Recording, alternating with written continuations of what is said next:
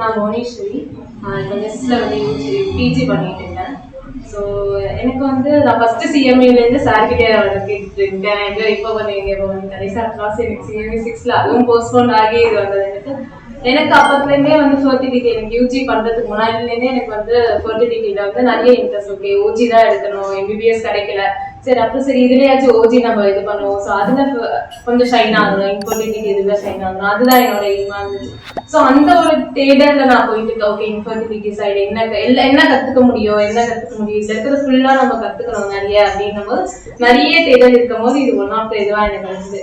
So அந்த நம்பருக்கு பேசிக் வச்சு நான் பார்த்த இதுல வந்து நான் கொஞ்சம் நிறைய கேசஸ் வந்து நான் எடுத்து பார்க்கல, பேஷண்டா பார்க்கல, நம்ம ஸ்டடி பண்ணிருக்கோம், அப்சர்வ் பண்ணிருக்கிறதுல எங்க லேக் ஆகுறோம் அப்படின்ற விஷயம் நிறைய இதுல வச்சு. எங்க லேக் நல்லாதான் மெடிசன் கொடுக்குறோம், நல்லாதான் போகுது, நல்ல மெடிசன் தான், ஒருத்தவங்களுக்கு கொடுத்தா இன்னொருத்தவங்களுக்கு அதே மெடிசன் கேட்க மாட்டேங்குது, மெடிசனும் இருக்கு நல்லா இருக்கு எல்லாமே இருக்கு, எங்க லேக் ஆகுது அப்படின்ற ஒரு விஷயம் இருக்கும் போது கவுன்சிலிங் அந்த ஒரு விஷயம் அங்க வருது. ஸோ நம்மளுக்கு கவுன்சிலிங் கொடுக்க தெரியல. கவுன்சிலிங் கொடுக்கணும்னா நம்ம எப்படி கொடுக்கணும், யாருக்கு கொடுக்கணும், எந்த இடத்துல கொடுக்கணும் அப்படின்ற ஒரு விஷயம்லாம் நிறைய இருக்கு. ஸோ அங்க நான் லேக் ஆகல அப்படின்றது இங்க வந்து இப்போ நான் புரிஞ்சுக்கிட்டேன்.